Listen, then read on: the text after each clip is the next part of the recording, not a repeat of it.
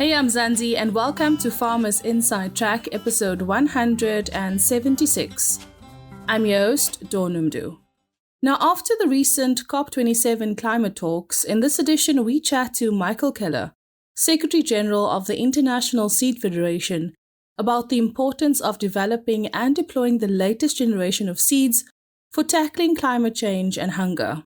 Octavia Spandeel, Food from Zanzi's commercial journalist, had an exclusive interview with this expert. Over to you, Octavia. Thank you, Dawn. Mr. Keller, you currently attended COP27 in Egypt, and as world and climate leaders explored the linkage between agriculture and climate change, how do you see the role of biotechnology in providing solutions for the climate and sustainability challenge? The scale and urgency of the climate crisis mean we need to leverage all possible solutions that can help farmers produce enough food for a growing population.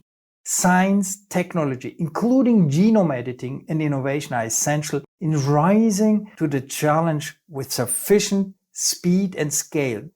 The use of genome editing in public and private sector breeding programs is showing a unique breadth of reach, covering more than 40 crops, including staples like cassava. The use of genome editing with very targeted solution is a way to allow varieties to withstand pests and diseases. We cannot solve 21st century problems with 20th century solutions. And our goal as breeders is to work constantly in an evolving environment to adapt and even mitigate climate change.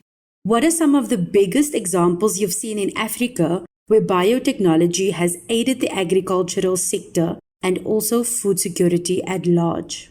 Our partners at Fair Planet have achieved impressive results in Ethiopia by improving farmers' access to quality seed for tomato, pepper, onion, and this has tripled yield and improved incomes for almost 500,000 people in just 5 years.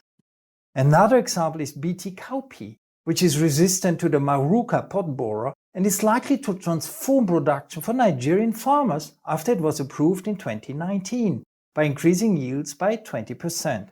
Crop breeding also allows farmers to grow more without needing to use additional land or even on less land. To illustrate, if crop biotechnology had not been available to farmers in 2020, maintaining global production levels that year would have required the planting of an additional 11.6 million hectares of soybeans, 8.5 million hectares of maize, 2.8 million hectares of cotton, and 0.5 million hectares of canola.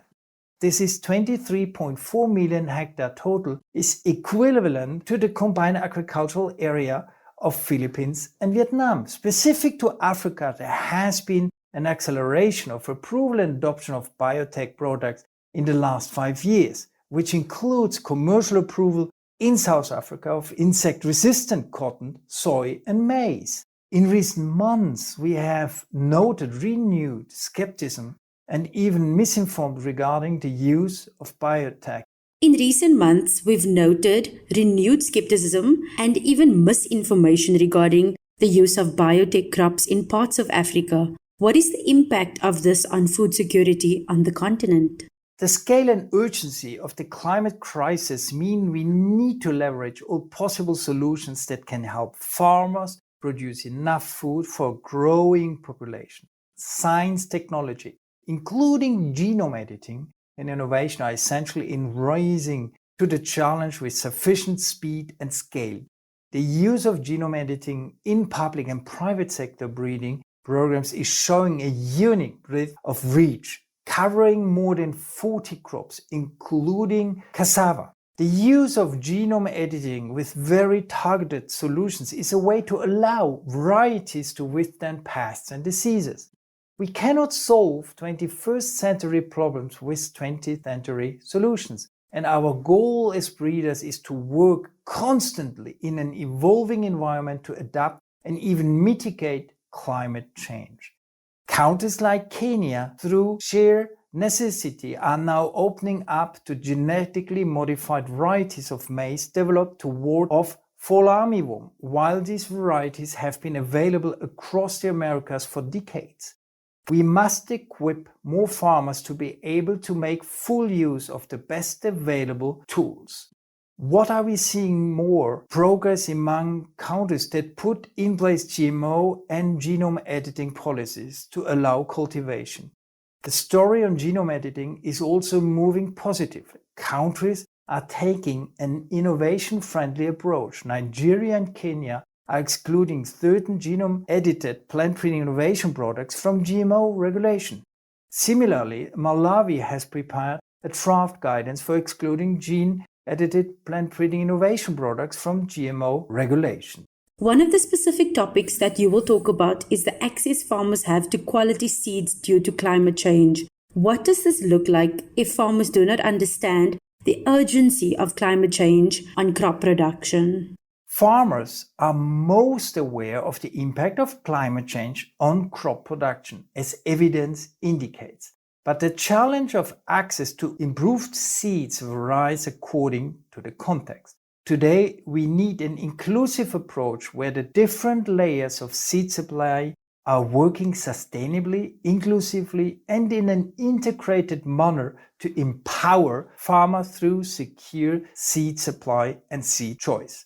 Empowering farmers means accepting that there is no one-size-fits-all solution. The situation, needs, and preferences of farmers are extremely varied in terms of size, profitability, and activities in different countries, regions, or even smaller geographic areas. Depending on the local seed supply situation, they can benefit at the same time from either land races or varieties coming from public breeding, community breeding, indigenous seed, or commercial varieties, like for example access to improved ultra-early corn varieties for water-stressed environment in Kenya, allowing farmers to cope better with drought and increase yield. Functioning seed systems are key to enabling seed choice for farmers, which will help greatly in increasing the ability to tackle climate change. Farmers are decision makers in their own right, and that is why seed choice is so essential.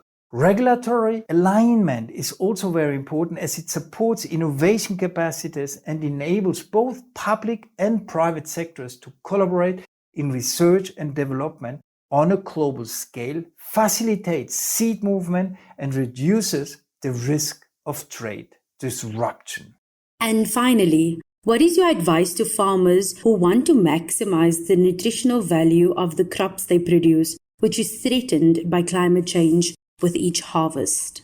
It is an underreported but significant consequence of climate change that rising temperatures reduce the nutritional quality of staple cereals. The call for building seed choice for farmers would also include access to a diverse range of crops depending on the local climate and conditions, such as high-yielding soybeans, which is high in protein, high oleic acid sunflower varieties, or sorghum varieties rich in proteins, vitamins, and minerals. Again, we are looking to empower farmers with the greatest diversity of seed, which includes vegetables and tubers as well as cereals.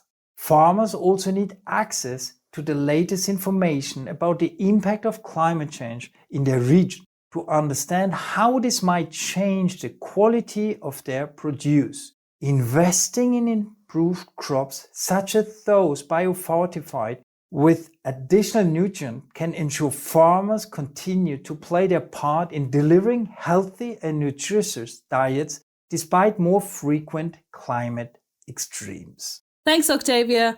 And absolutely amazing to have you with us here on Farmers Inside Track, Michael Keller, the Secretary General of the International Seed Federation. And that's a wrap from me, Dawn Numdu, Octavia Spandale, our producer Megan van der Vent, and the rest of the Food for Mzansi team. Have an absolutely amazing week. Bye for now. Life in South Africa can be a lot. I mean, scroll through Twitter for a minute and tell me I'm wrong. Thank God for South Africans though, right? We're inspiring, and even on the bad days, we fight back with a smile. That's why I love Food for Mzansi so much. They're not ashamed to celebrate the ordinary unsung heroes who work every day to put food on our nation's tables. Go to foodformzansi.co.za and never miss an inspiring story.